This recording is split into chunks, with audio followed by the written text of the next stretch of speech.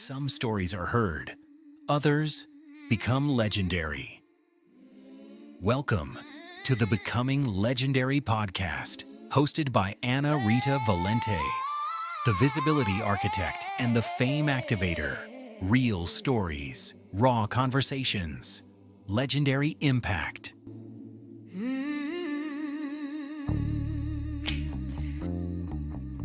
Hello, everyone. Welcome to Becoming Legendary. My name is Rita Valente, exactly from the top of the mountain. Today, I brought everyone outside to catch the beautiful noise of the birds. But I believe then my podcast today really should be named Becoming, should be legendary. So, Vince, how are you doing? I'm very Uh, well, thank you, Rita. Thank you for I inviting me. It's lovely to be here. so it's very interesting because before you even get in contact with me, I kind of figured out and found your accounts, and I was scrolling, and I was like in awe with what I was seeing, and I was going to invite you, and you said first, and you are looking because you are going to think about coming to this podcast.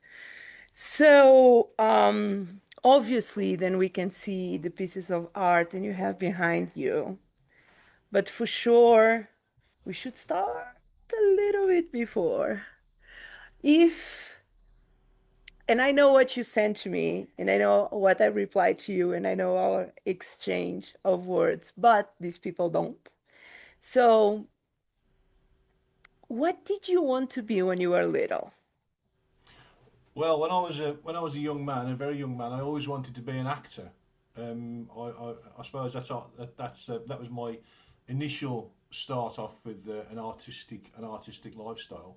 I was obsessed with Steve McQueen Oh, from that time period when I was born in the 60s and growing uh-huh. up in the 60s and 70s. And for me, Steve McQueen was the man. I loved all of his movies. I could watch them and watch them and watch them, and I really wanted to do what he did. He was the coolest guy on the planet as far as I was concerned, and I really wanted to be another Steve McQueen. He got this love of motor cars. That's possibly where my love of motor cars came from initially. Um, and yeah, it was that I wanted to be an actor. Hmm. So tell us a little bit about your story. Okay, well, as we've discussed off air previously, I was born into a working class family in the West Midlands area of England, in Great Mhm. Britain, a very industrial centre of the country. What part? What part? Um, I live in Manchester, so I did live there. okay, Okay. so you're talking probably about, let's say, 75 miles south of Manchester, Okay. right in the centre of the country, miles from the coast. Mm. So that was in 1962, and I went to school there and grew up all around that area. Um, it wasn't a particularly fantastic childhood. It wasn't a particularly happy home. My parents uh, didn't really get on that well. And back in the 1960s, when my mother became pregnant, they weren't married. So there was always that sort of shadow hanging over that relationship, really. Sigma. But yeah, my mother told me on more than one occasion that I was the reason they had to get married. So that didn't sit too well with me, and that just gives you that sort of complex when you're very young, because you have to grow up with that as though everything was your fault. So that wasn't great.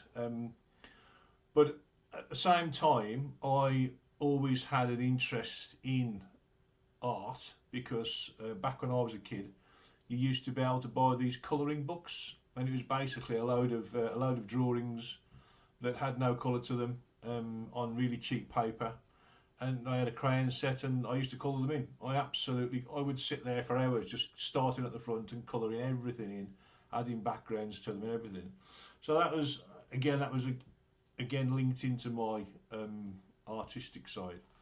Um, yeah, so growing up in the West Midlands, I actually passed for what was called the grammar school then for higher Hmm. education. My final school, the year before it changed into a comprehensive school. So and I didn't take art. I didn't take art as one of my subjects. Weirdly, I think I was a bit terrified of the art teacher. He was quite a big, strong rugby playing guy. He got quite an impressive persona. So yeah, he scared me a little bit. Yeah, that was school. And just as I was leaving school, my parents went through divorce. It was a very acrimonious divorce, um, not pleasant to be on the sidelines of. And my mother left my father. Um, as I've said, they weren't a great fit together, but that all came to an end, and it was quite an unpleasant time. My father then became ill, and I was the only one at work. I just started working for an engineering company, and I had to keep myself, my father, and my sister on a very very small amount of money each week. I think it was something like about £25 a week that I had Wow. back in 1978, and I had to look after the family. It was I was the only one at work. It was my responsibility as I saw it. So I just sort of cracked on with that. But what that did do is it sort of took away my early adulthood because I was basically supporting the family. So that was tough. That was tough. I mean, we had some days when you got nothing to eat because we got no money. It was hard. It was a hard upbringing, but I'm still here. And it did shape my future. Um, I was still interested in art at the time and very much interested in cars still. Around about, I think it was 1976 when James Hunt came on the scene in Formula One, and Hmm. he's sort of been a young English lad, and he was an English racing driver, British racing driver. That really sort of grabbed me, and the attention around him at the time, a young playboy, um, his general persona just sparked an interest in me that I've had since then, and I still have. I still love Formula One racing. Me too. Um, yeah. Me too. Okay. So yeah, so that was early life. It was tough. Um, Not a lot of money going around. Um, you just had to. You were just basically surviving. Excuse me, from one thing to the next. And that was my early life. I then progressed into an engineering apprenticeship, um, and I became a design engineer. I used to design machines. That progressed on and on and on to being a project manager, and I project manage machine installations. So it's sort of hardwired into me to have an eye for detail, attention to detail, and to follow a process. Um, I love a process. That's what engineering design is about. That's what project management is about. And yeah, that kept me going then all the way through my career, um, through various other aspects of life. It's I was just listening to. I love a process. It's so interesting. Our backgrounds are totally different on the sense than I am. I was born in Africa. I was born in Lisbon by accident, but I grew up in Africa on a cocoa farm where freedom lived like the first 10 years of my life was heaven until my mom died. And I my parents were entrepreneurs, so I became teenager mom very early, and I was always an entrepreneur. And then I became famous in Portugal, and then I decided I did want to be an international DJ.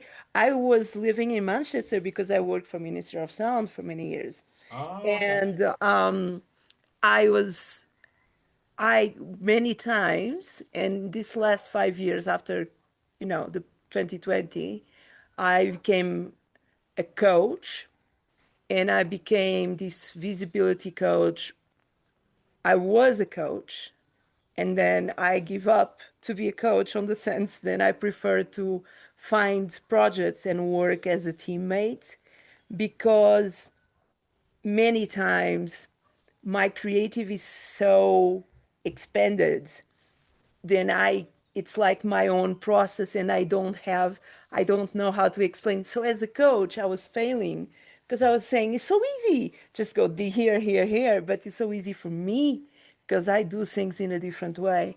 So and I deeply believe that even creativity needs to be guided because can be explosion of I don't know. I'm looking to your and we go to your art in a second, but it's like you always is in your mind it comes with an idea or a request, right? So being an engineer, what for me is a very you should you must be amazing. I all engineers that I know they are super organized and super some not all, but one of the main things that makes me happy in life is start and finishing something. And I don't know that it starts with me. I was not like that as a kid. I was always starting like something and jumping from one thing to the other. But then my father put me to work on the land, and I remember I used to drive a tractor when I was 18. And I did, and we have other people working, but they had no respect for me because I was white and I was little and like I was a woman. So so I was going to ride to ride to drive ride the horses, ride the and my first thing was my first was I did a full camp, a full plantation of pineapple. And many people don't know this because it's really funny, but pineapple is like a cactus. So the top of the pineapple is what is going to be the next pineapple. So you need to put that top on the land, and from there grows up. It's not like a carrot who comes down. And Okay. that moment where I was allowed to observe the ground and how to prepare the lands and how to plant and how to see them coming and how to see them we picking them up and have them I decide one thing in my life which sometimes can be really hard is like if I start something I finish, if I promise something I do. It's like that is something like engineers have, like it's something that like rest our soul, right? I don't know, I'm just asking you because I see many people starting things and not finishing, so and make me crazy. And as a coach as well, that was one of my big problems because I was a visibility coach, I was a business coach, and I was like, okay, let me guide you. Let me teach you how to make, and this was very trendy some years ago, how to make 10K per month working digitally, whatever. And we're on this, people are paying me high tickets and 3, 6, 9, 1 year after we are on the same page, and I was like, I don't feel fair, I don't feel this okay, then you keep paying me and I don't see results on your end. Extra makes me crazy because my mind wants to help you and it doesn't depend only on me. So as an engineer, how do you see your tasks? You as well start, finish, and like you feel a relief when it's done? It's like a sense of achievement. It's the process that I use now, the art that I create now is exceedingly process driven.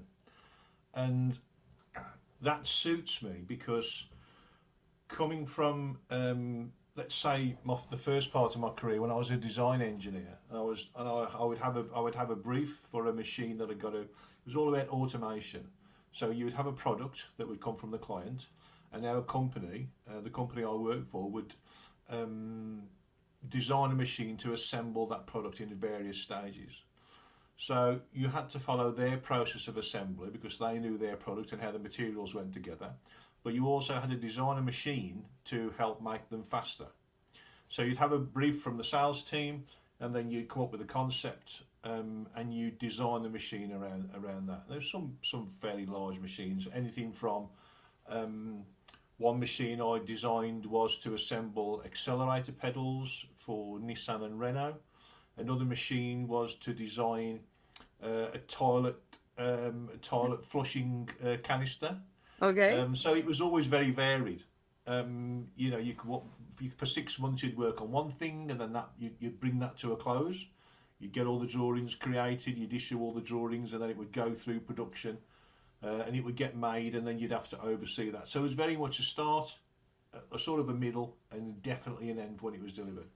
Now that also was reflected in my project management career, because I wanted to do more than just sitting at a desk all day and designing stuff. I wanted to broaden my career, progress my career. So I moved into project management. This company gave me the opportunity, which was excellent. And that again was very process driven. You'd start at the start, and you had to list everything that had got to be done on the project. And there was a definite finish. And the finish date very rarely moved.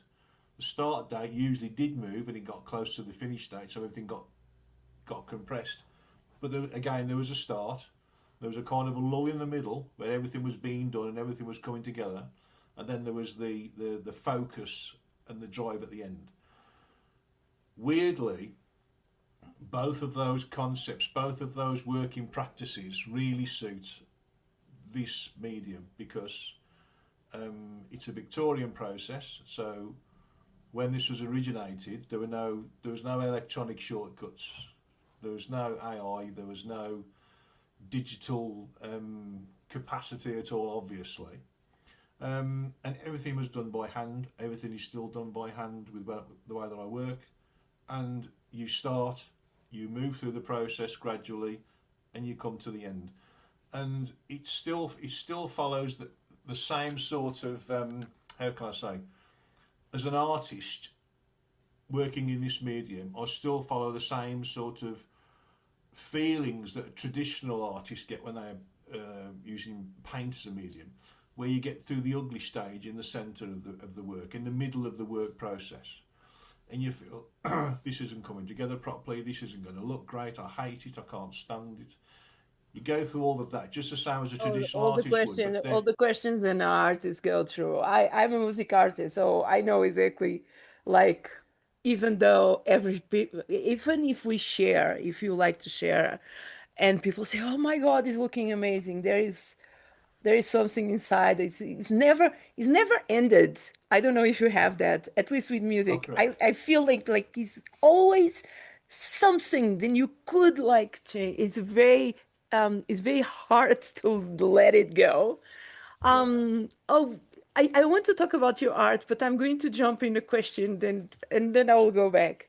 that's cool. When you let it them go, and I will say them because when you, if I buy one of your beautiful piece of art and you let that go, how it is? It's great. I think that now I have the best job in the world, because my job is to make people happy, and what Hmm. I create makes people happy. If they buy my work, they hang it at home or in their office or in their garage, On their and every time they caveman. look at it, it makes them happy. So that's fantastic. And me actually producing work and then selling it to someone, giving it to someone for an exchange of money, I'm passing on my passion, devotion, skill, love to that person, and I love it. I don't have any real emotional attachment to my work. That I don't like to see them go. I absolutely love to see them go, and it's not because I want to sell and make money. That's part of it, but not associated with me giving it to someone, because if I'm making myself understood, I love the fact of passing something over to someone else and them getting pleasure from it, because that's the reason I created in the first place. I have to sell things for money because, like any other person working, I have bills to pay and I have commitments to meet. So if I don't, Oh, then I and can't your continue. art is valuable. Points. Yeah, It's not every person who does, and you are telling that your work is making people happy. My work is, I will say, exactly the same, because my work is expanding and sharing the stories. Then I know then it's not making only my people happy, it will have an effect on others. So I'm just the amplifier. I'm just a, and I totally understand that. And you can, it's about a piece of art or about any kind of art. And in a certain way, all what we do about sharing stories is as well. Normally, it's me writing the full story. So I have a gift with the words, and I have a gift of like extracting your unique. This is going to sound very basic. Unique selling point is not the unique selling point. Your magic. What is about you? And many times I don't exactly have the words, but I remember when I saw your paintings, I was like, wow, because you must imagine, I see thousands of things equal and equal and equal. And then when you are seeing something that has a lot of value. So thank you. I don't know if you want to jump directly how you arrive to what you do and exactly what you do and why you do it. Or if you want to give us a little bit more of background story, because I cannot take my eyes and sorry if you guys are just listening to this. It's because Vince has such a beautiful piece of art behind him. Then, even though I live in a cabin on a mountain, and for sure I'm not riding a Ferrari or Lamborghini here, there is amazing. So I don't know where you want to go after. Like, go for it. Go. Can Well, I'll keep there's asking. as we know, there's an element of my story which really has directed me to where I am. So I'll get to that. So just skipping back slightly, as I said, my parents got divorced. Um, um, Probably about 2 years after that, 2 to 3 years after that, I met someone, Mm-hmm. fell in love, got married, but it was the wrong marriage. I think that I'd found someone who showed an interest in me, and that was a fantastic diversion from home life, Mm-hmm. which, as I've said, wasn't great. So we moved in together, got married, and my then wife had a young daughter from a previous Mm-hmm. marriage who I took on as my own child. Um, then my wife got pregnant, and she gave me a son. We had a young boy, and he was just like me, Mm-hmm. in so many ways. Yeah. And so anyway, the marriage wasn't great. It wasn't. My wife was quite manipulative, Mm-hmm. um, frequently very depressed. Wouldn't seek any help from the medical services. So it was a very difficult time. We were together for 14 years, Wow. and my wife, at the end of the relationship, my wife had an affair, and we decided to get divorced. So I moved out, back to my father's home. He'd now got a new wife, and she was a wonderful woman. She let me live with them for about 12 months, whilst I was getting back on my feet, because I left that relationship with absolutely nothing. I gave my wife the house, I gave my wife everything, so the children can carry on going to the same school. So that was that.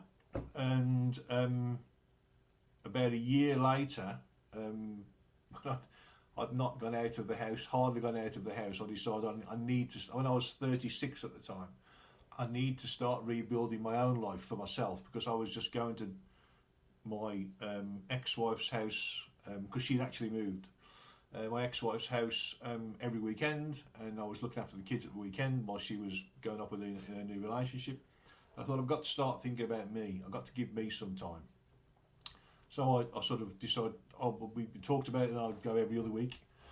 And so I started to sort of get out in the world again. And then I met this other wonderful woman, and a year after that, we got married, and we've been together ever since. And I'm now it's got to be about 27 years now.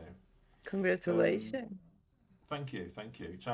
It's actually it's on Monday. We always celebrate this, and I only just remembered on Monday is the anniversary of when we met in 1998. So that's going to be 28 years we've been together on Monday, which I can't I'm believe. impressed because for a man to remember a date means Yeah, means a lot. yeah, What it's so beautiful because I did study body language and I'm watching you telling the story. And as soon you start talking about her, there was like this this joy came to you. It's and obviously I'm 45 and the difference between generations and between us, but there exists. But the story is the world of whatever civilization we live in, because I am lucky enough to cross pollinate myself with different cultures.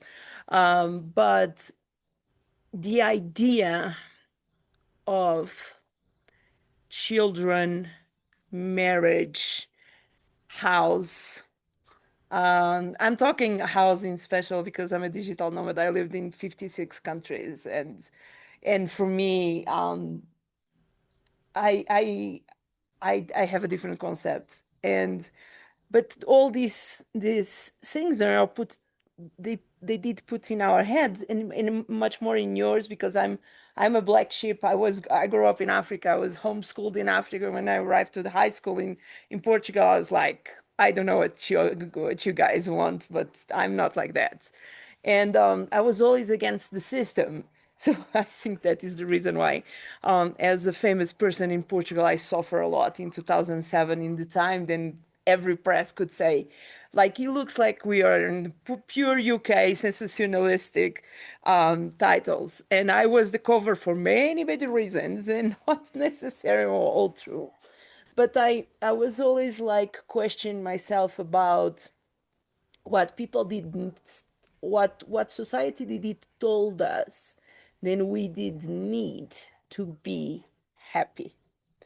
And I figure out in my case then, and it's so beautiful.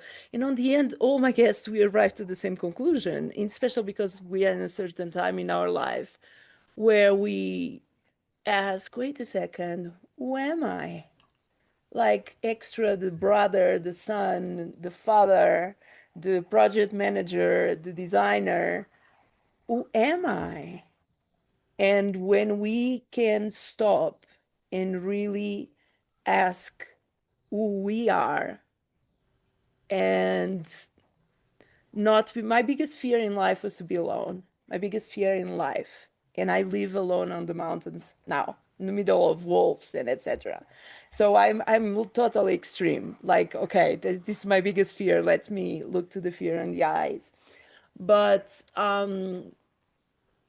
it's one of the things that I think is beautiful is when we arrive to the moment, then we start dropping the characters and looking to. And I don't know if this resonates with you, but I will make a bridge here. For some weird reason, who we have been when we are little is very connected with what we really like. And what I want to say with this is, for example, for me, I grew up in the middle of the nature. I ride horses, I had dogs. And I was an art. I was always performing and creating things. And God, I can do amazing work in AI. I could not draw a house. So my respects to you. My hands don't are totally incapable. But in your case, I think that that kid who used to color books is back as well, right? absolutely, absolutely. Because I just used to get so much just pleasure from just seeing that come to life. and completing a task, as you hinted before, starting something and completing it, and it was very important to me. And that has transcended all these decades for me now to be creating this work. Um, so yeah, the definitely was and is a connection. Definitely was a connection. Um, and I it's weird. It's weird because when I think about when I wanted to create work, I'd always had it in me that I wanted to represent what I saw on paper in some way, shape, or form. I used to draw cars. I used to draw birds of prey. I was fascinated by birds of prey when I was younger, and being able to express myself in that way was really important to me. And I didn't at the time. I didn't associate with it being about finding who I was. It was just something that I did, Mhm. and it just used to fill me with just satisfaction. Um, then it progressed from drawing cars, designing my own cars. I used to love to design sports cars, drawing birds of prey, and then at some point in my life, I think I was in my late 20s, I was suddenly presented with, or discovered, shall I say, the French Impressionists. Now, because my name's Vincent, there was always an association with Vincent van Gogh. Um, because I always wondered where the name came from, what the name meant, Hmm. and then I found out, and that I think that came about from the singer Don McLean's song "Starry Starry Night," Hmm. which was about Vincent van Gogh. And once I looked into him and what he'd done in his Did life, you ever went to Amsterdam to his museum? I lived in Amsterdam. yes, Okay. yes, Okay. loved it, absolutely loved it. Um, yeah, it was fabulous. I went there in my 30s with my Mhm. now wife. Um, she'd spent some time working in Amsterdam with a large international company. I adore She's working in Amsterdam. finance, and Yeah. she'd spent about 6 months living in Amsterdam. So she knew the city, and she showed me all around where she used to live, where she used to go to the gym, all the bars that she used to go in with her friends and stuff. That was fantastic. So that was a great visit. But yeah, so when I when I sort of discovered my namesake, um, that was quite interesting to me, and I was just fascinated by what the French Impressionists did in the late 1900s. Sorry, um, and that inspired me even more, particularly the work of Degas and his work with ballerinas in pastel. And I just wanted to do something like that. His work was and is just breathtaking. And when we went on our honeymoon, we Mhm. went to Paris for the week, and I got to go to the Musée d'Orsay Mhm. to see all the French Impressionist works, and his works were probably still are in a darkened room, so as natural light doesn't affect the pastels. Mhm. And just looking at his work brought me to tears because it's just so beautiful. And being able to stand as close to the work as he would have stood when he created them just did something to me in a positive way. It just lit something up in me, and I just thought I've got to try and do something with my ability to draw. Excuse me. And it really lit a fire in me, and that fire's been burning ever since. So yeah, that's what really inspired me to want to create work on a more as more than just a hobby, something that I really wanted to do. And I'd been sort of working with the idea that one day, I would become a full-time artist, and that would be how I made my living. And so, yeah, it's always been in me. It's always been with me in some capacity, and now I've actually have achieved that desire to work full time with my artwork. So yeah, like I've said, I've got the best job in the world. I know. Um, being a full-time artist, I need to ask an annoying question, probably, but it's a question then it comes a lot from me. I am the way that I live my life is if I have an idea and I know many times I don't even know if other people did achieve that. But when someone tells me that is not possible, it's like lighting up my fire. Don't do I deeply beg to people to not do that to me. And I will going to give you an example. I'm not going to tell you that it worked perfectly and it did not have this consequence, but I was an international DJ touring 56 countries. And I was as well a mom with 6 kids. Five, one was out, but with 6 kids. How I did? No goddamn idea. Did we live only from that? Yes. How I arrived many times at 8 p.m., 9 p.m. Sunday. At 6 a.m., I was preparing the kids to school. That is the reason I believe I'm on the mountain on Colombia right now because I had a lot. And you can imagine 5 kids.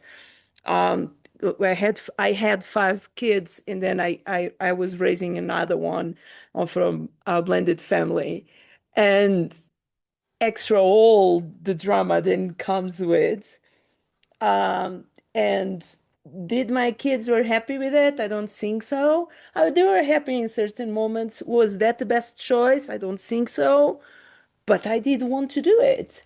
I was mom so early, and I did refuse to give up. And women can call me selfish, whatever. I refuse to give up of my dreams because I did not want my kids to grow up, and you know what I mean, and feeling like, oh, I cannot do this because I'm failing my children. Maybe as well because I grew up without parents around. So maybe it's not a good example, not necessary. It's just an example. What I want to ask you has nothing with that. Um, I worked many years with people who are from the holistic world, where I have some connections and I believe in certain things. But they all told me it's not possible to make money from this. I know a lot of artists who live that life of, oh, poor of me. Music artists says, I will never be able to do it. But I have a feeling, Vincent, then you did not have that belief. Then for you, it's like it's obviously then it's going to work as soon I can allow as much attention and as much energy. I know it's a weird question, but I'm sick and tired of the narrative of the poor artists. I don't believe in that. No, So, neither do I. It depends. It depends on. It's like anything. It depends on many things. There are many factors in the equation. For me, I had, as I've already said, wasn't born with a silver spoon in my mouth. I've had to work hard for everything that I've got, and fundamentally, this job, this this vocation that I have, is hard work. It is hard work. I spend probably 50% of my time being creative with my artwork, and also 50% of my time being creative with marketing. mhm, So you have to do all the stuff that you don't really want to do, but you have to do it because if I don't make money from this, I can't carry on doing it. It 100%. becomes an exceedingly expensive hobby. If I wanted expensive hobbies, I could go and buy myself an old Porsche and start doing it up in the garage, and that would be very 100%. expensive, and it would keep me busy, and I'd probably enjoy it. But that's not where I'm coming from because I have this desire that I've had all of my life to create artwork. And so if I don't satisfy that creation, that desire to create, then I get very miserable. I get quite down about it because I'm not following what I see to be my true path. So yeah, it is hard work to make it work, but fundamentally that's what I have to do, and I don't subscribe to the starving artist principle at all, Thank God. because whilst it's whilst it's hard work to make this work, what else am I going to do? I'm not going to sit around and not do it. It's my choice. I've chosen, with good reason, a very difficult medium to work in because it's not easy. Yeah. Um, but then again, I wanted to do something different. Uh, so, to answer your question, it's working for me just about. This new collection of work I've brought together will make it work better um, because I'm following a passion that I have, and I'm doing it to the absolute best of my ability in every aspect of it. It's not just the creating the work. It's I do the best that I can with marketing it, with the shows that I do, talking to people, talking to clients, how I present myself. It takes on so many different levels. And if you want to be a starving artist, then just sit at home and paint pictures all day and don't do anything else. But if you want to be a success, you've got to get out there and do the work, and 100%. that's what it comes down to really. And it's almost And not that's fair. It's almost not fair if you are making art and then you don't make people know about your art, because supposedly art is to share, right? So I'm 100% with you. Now, let's talk about your work. yeah. Let's Oh, I start did with enjoy this breathing. Like, let's talk about your work. Yes, because yeah. not everyone is I love. I'm seeing your sorry. work. I will be sure then I will show your work on any formats then we are going to share. But okay. Great, great. Thank you. Well, as I've said already, I love motor cars. Always have them. We would call my sort of personality in the UK. You call the petrol head. I think in America, in Australia, you call the gearhead. Mm. But I'm a petrol head. You could say it runs through my veins. So it seemed natural for me to work in this genre. Mm-hmm. Um, so here we are. I mean, I spent probably 5 to 6 years maybe painting pictures of cars, painting images of cars. But I found that to be a difficult subject matter because when I've been at shows and I'm selling work, there are a lot of other car artists as well. Some very very good, very competent artists. But I found that there was something about the work that didn't fully satisfy me. In that, I found that when you're talking to potential clients, they were split in two, and it was very easy to split it to either male or female. Mm. If a woman bought my artwork, they were 9 times out of 10 buying it as a present for someone, as a gift. Okay. It would Okay. be for a husband, a brother, a brother-in-law, father-in-law, friend, and they would see a Bentley or a Land Rover or something that I'd created, and they go, "My father-in-law loves Land Rovers. He will love that. I'm going to buy it for him." When a man comes to buy the work, they buy it for themselves Mm-hmm. because, but when they buy the work, it had to be exactly like the car that they had or have. Oh, So it okay. had to Get have the you. right badges, it had to be the right colour, it had to have the right options, Yeah. even down to like the The headlight wash detail, the head. adjusts. Yeah. Yeah. It's all about the details. Yeah. And I started to feel a little bit constricted by that because I'm painting the work. I'm getting very good compliments about my work. I was selling work at the shows, selling work off my website. But I just felt constrained in the fact that I had to reproduce that car exactly, otherwise it wouldn't sell. I mean, one day I worked out I started to paint quite a few VWs because there's a massive, as there is Mm-hmm. all over the world, there's a very big VW cult following in the Yeah. UK. Yeah. So I thought that would be an interesting market to tap into. Mm-hmm. and I painted about 3 or 4 VW Golfs, camper vans, Carmen gears, that sort of thing. And I never got the right colour. Someone would come and say, "Have you got a white one?" I'd say, "No, I've got a blue one and a red one and a green one." Oh, "No, I if want a there white is a one." car with thousands of colors, is yeah, okay. I Yeah. actually worked out the one day. I sat down and for every Mark 1, Mark 2, Golf GTI, 16 valve, 8 valve in all the colours, that was 173 paintings. And there's no way I was going to paint 173 Golf GTIs. That just wasn't. No, and that goes against the power of your creativity. I'm going to talk about writing poems, for example. I study Portuguese. You have two types of Portuguese, but I study Portuguese of like all Portuguese when you learn how to write poems and etc. And I remember to be a, a teenager with 14 years old. And when they are teaching me the rules of writing certain types of poems, I was getting very annoyed because, like, where is my word creativity going to be stuck on the rules of how I need to rhyme? Like, doesn't work. So I can imagine how frustrated must be. Then your vision, your creativity almost touch the other side, but because and I think it's a very male thing. Even though I love cars, but it's a very male thing. Is like it's not mine. It's almost. So the women will buy it because it's a gift. Like what is, but the men did want to see their car.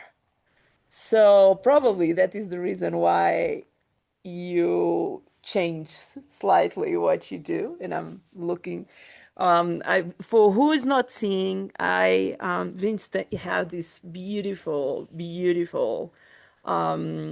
Do you call it paintings? I am not sure. It's actually not the actual, That the technical term for it. It's glue chipped glass. okay, so piece of art, Yeah. where we have the amazing logo of Ferrari in, and we go there in a second in gold foil. You will Yeah, explain to it's, me. I'm sorry if yeah, I'm, and the Lamborghini one.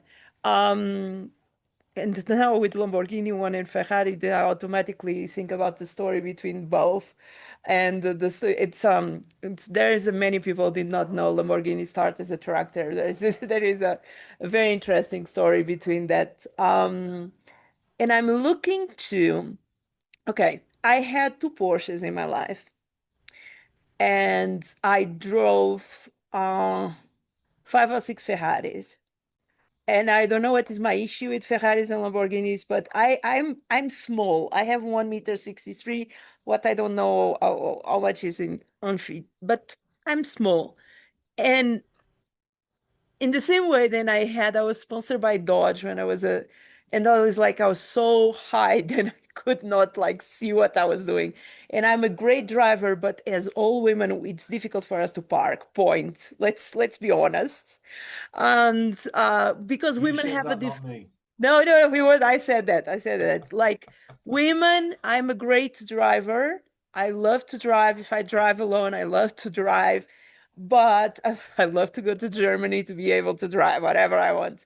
But as parking, it's not our best abilities, let's be honest.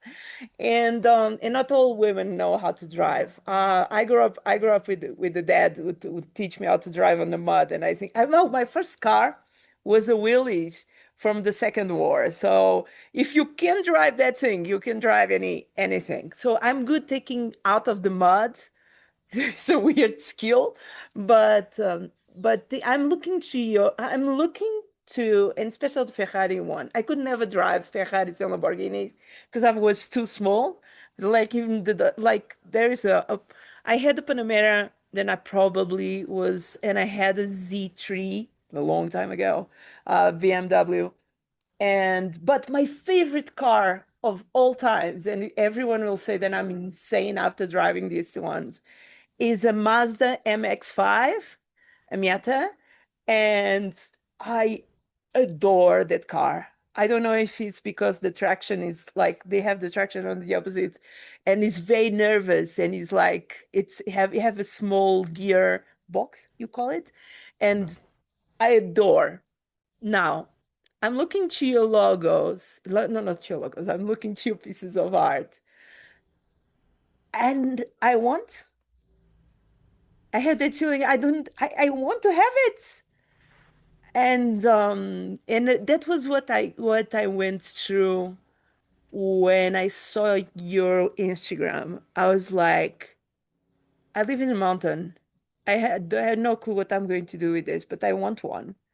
And that feeling, and it's totally surreal and special because I'm a minimalist, and special because I have the slow living lifestyle. It's like what I'm going to do with that, but that feeling was inside of me.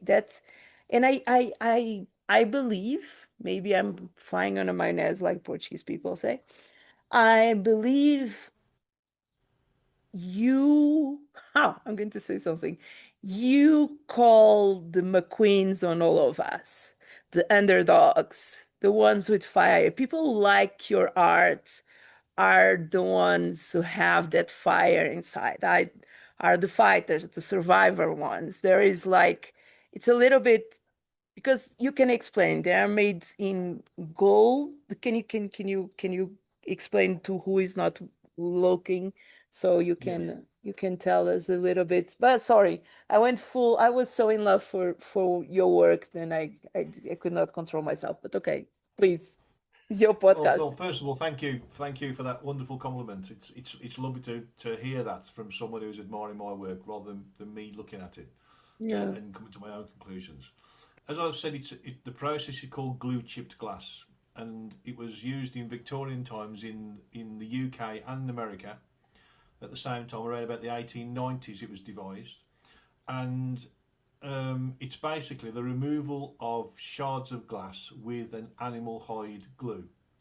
Now you control where the glue goes with the use of a stencil. Okay. But first of all, you have to, once the stencil is in place, which is put on with a film, you have to sandblast the glass. So I have a sandblaster in my shed down the bottom of my garden, and I sandblast over the stencil where I want the glue to go. When that comes off the sandblast, obviously you have to wash it, get all of the sandblasting grit off it, polish the glass. Um, then you mix an animal hide glue to a specific temperature at a specific consistency.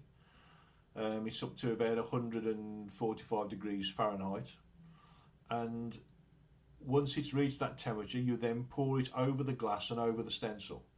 So you completely cover the exposed glass where it's been sandblasted. You then have to leave the glue for about 2 to 3 hours. It depends on the ambient temperature and the ambient humidity in the room where you're working. And then once it reaches a sort of a semi-solid state, it's still a little bit tacky. There's still a little, when you touch the glue, there's a little bit of movement in it still. It's not gone hard. Then with a scalpel, I have to cut around the stencil and cut off all of the excess glue and remove the stencil. Now what that then leaves you with is the impression of the artwork. By the way, I forgot to mention, this all has to be done in reverse because you're working on the back of the glass. So that then leaves you with the glue on the glass where you want it to remove the glass. You then have to completely dry the glue out, which takes around about 24 to 36 hours. You just have to let the glue go absolutely rock hard. So it's completely gone very, very hard and there's no moisture left in it at all. Once you got to that stage, you then have to put the glass with the glue on it into what I call my oven, which is a large box which has some garden heating. In the UK, we use greenhouses. Gardeners use greenhouses, Mm-hmm. which is a small glass building, like a shed made from glass, for Mm-hmm. growing seeds and growing plants in. And we put these garden heaters in them in the winter so they don't get frosted and the Mm-hmm. plants don't die off. So anyway, I built this what I call my oven with two of these heaters in, and I put the glass into this oven for about 2 days at 50 degrees centigrade. Mm-hmm. What that actually then does is obviously it heats the glass and it heats the glue, but the glue expands at a different rate to the glass.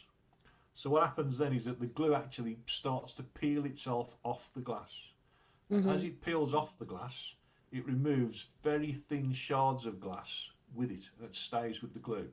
And it then gives you the pattern that you see on the artwork. But the beauty of that is that if I reproduce, say I do one Ferrari emblem, then I do another one, and It'll paint it the never be same the colour with the same. same gold, exactly, the glue chip is never the same. So each piece is like a one of one. Each piece is totally original, and that is one of the beauties of what It's I like a do. It's a process. kaleidoscopic version, Sorry. like a kaleidoscopic, like when you can never get any, then you always have something very unique, then have Correct. a very, Correct. it's amazing. I had no idea how much work was involved. Well, Um, that's only half of it because once you've done that, you then have to once all of the glue has completely stripped itself off the glass because you can't make it come off any other way than providing it with heat. okay. Once that's all come off, then you have to cover it in newspaper and soak the tiny bits of glue that are still left on there. When all that's come off, you then polish the glass again, and then it's ready to be gilded with 24 karat gold leaf. I only use 24 karat gold leaf because it's the finest of Hmm. noble materials. I only use Italian or German gold leaf because it's the best quality. Because I don't try to make things as cheaply as possible. I try to make things as unique with And the high best in the best materials. quality. Like and I think that is something that would, like, to someone who have some knowledge about quality and good things in life, that pop up automatically. You know exactly when you are looking to something. Then um how, how was okay, so this new version, let's talk about these ones. um what was the first one in you sold, like, or what is the one that more people are, like, what is the one who gets more attention, or do you have like requests? How have been the reaction? Because I know my reaction, but I'm a woman and I'm not necessarily your target market, but no, or I am, but you have some other people more easy ready to buy one, two, or three. um Tell me, how is the reaction? What they say, what are the words they use? People gravitate towards the Ferrari emblem um, because the gold horse complements the red background beautifully.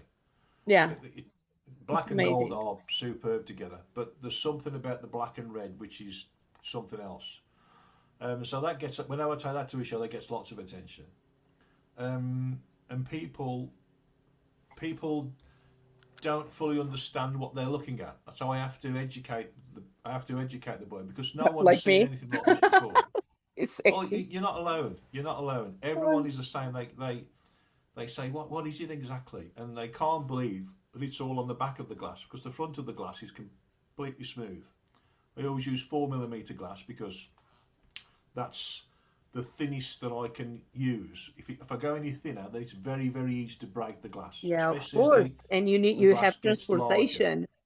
Yeah, That and I have broken a few. When I was first started doing them, you're halfway through, and if you put the glass down and there's something just under one edge, like I did it with a pencil once, that I happened to lean on the glass and it just completely broke it off.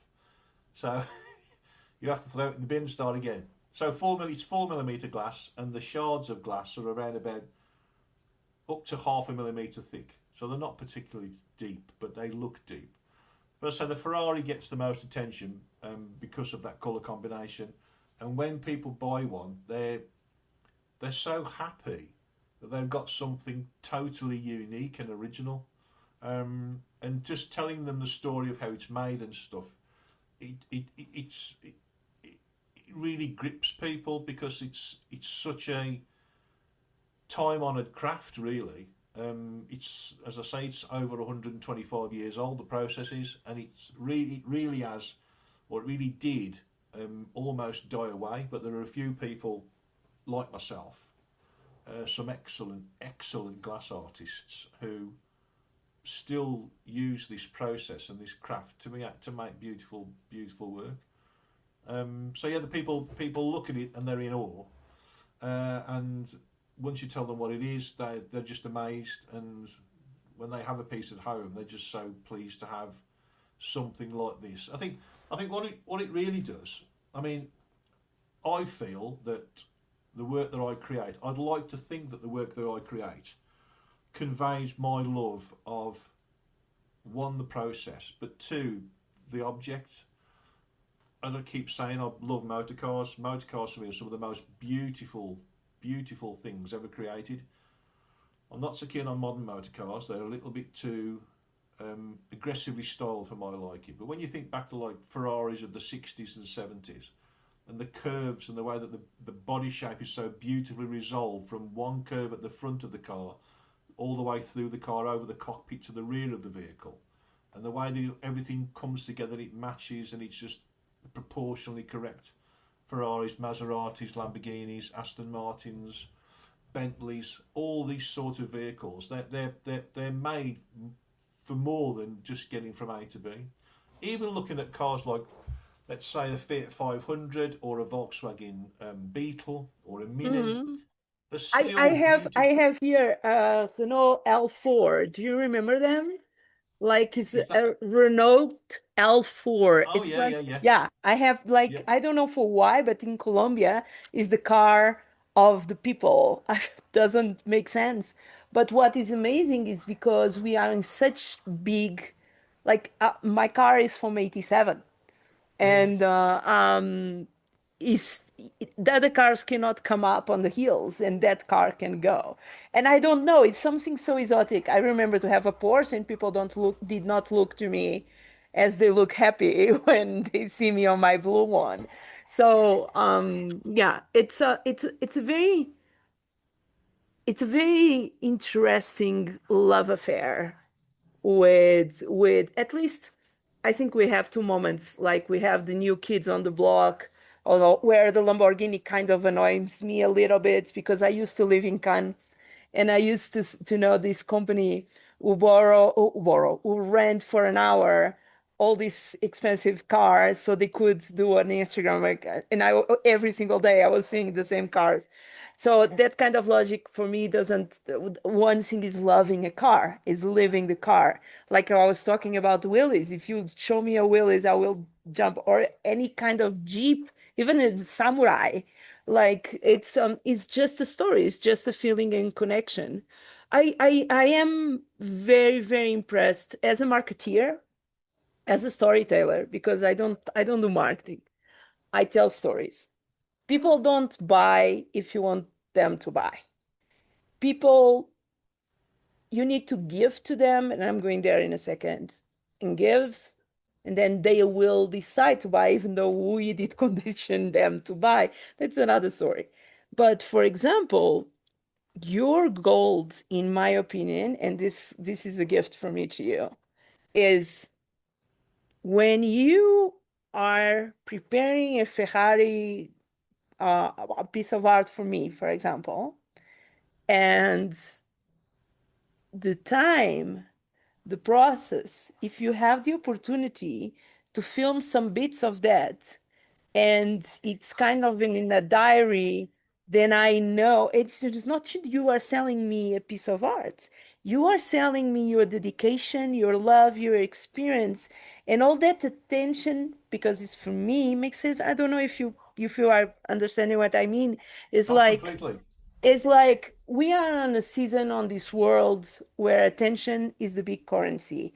Everyone wants attention.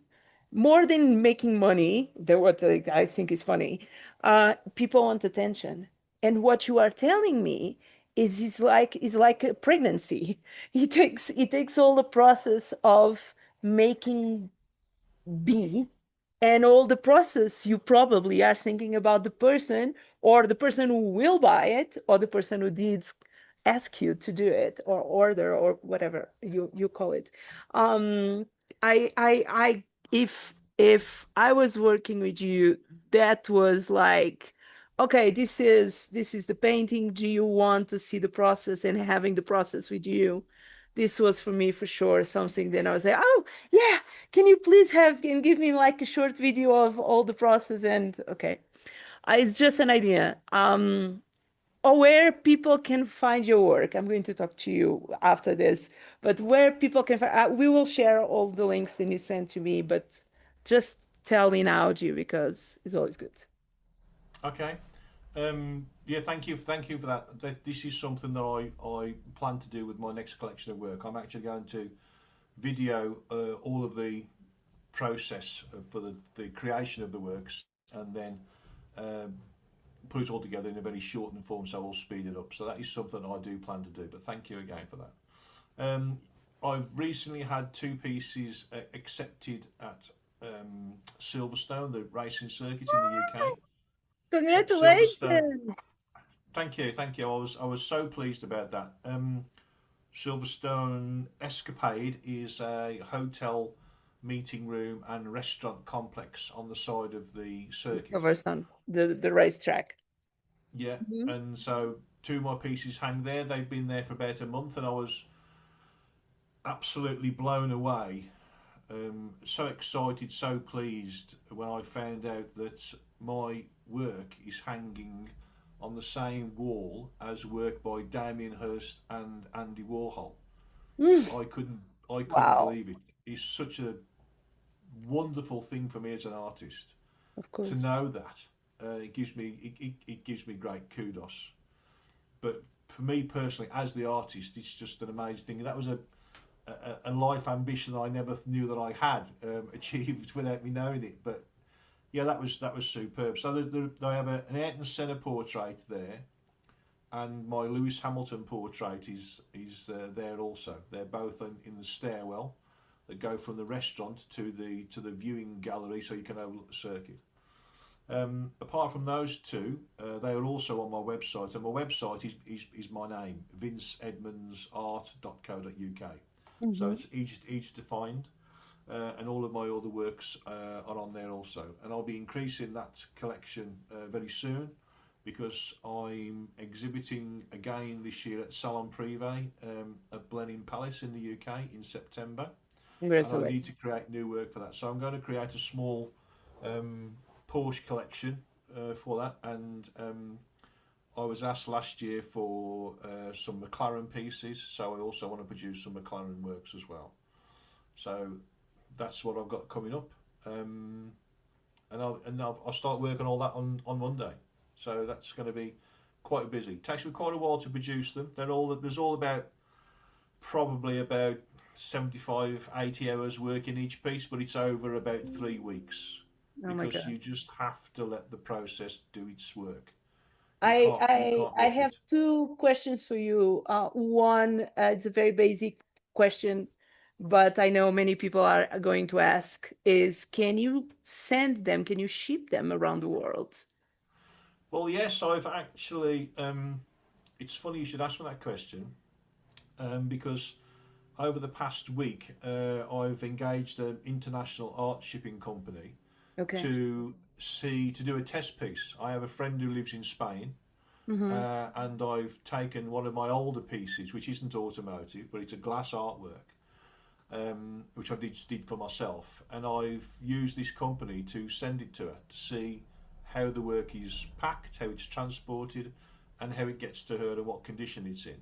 So my intention is to ship worldwide. My standard shipping is complimentary. So Of course. if you were to buy a piece, say you It's were to buy a obvious. piece in Colombia, the shipping would be free. But I've also found another organisation, another company who offer what they call a white glove service. So if you wanted that, that would be extra. Okay. But they take the piece from me. They actually come to my studio. They initially wrap the piece. They take it to their facility in London, and then they build a specific bespoke Frame. crate Yeah. for it. Yeah, Yeah. which can be used, again afterwards if you wanted to. Move If you it. had more than one residence, or you wanted to have it shipped to an office or another facility somewhere else in the world, you could reuse the crate because it's all screwed together. It's not Mm-hmm. nailed together, so it comes apart correctly. and they will actually bring the work to your home or your office or your facility, unpack it for you and hang it for you. But that's an extra cost. But so Obviously, that's obviously. my plan. I'm asking you that, and you know why. I will talk with you in a second about that when we are off. I am going to end this beautiful conversation, at least in recording. I have a question for you. A message to your younger self. That would be, it's pretty easy really. Um, don't give up. If you really want to do something badly enough, hard enough, really want to do something, do it. Because we're only here once. You only get one go at this. You only get one go around. You've only got so many summers and winters to do what you need to do. People think they've got an infinite amount of time, especially when you're younger, but you don't, because none of us know how long we've got. And that sounds a little bit morbid, but that's been brought home to me very significantly with my family, that I've lost members of my family, and which really control the way that I work and why I work. And you only get one go.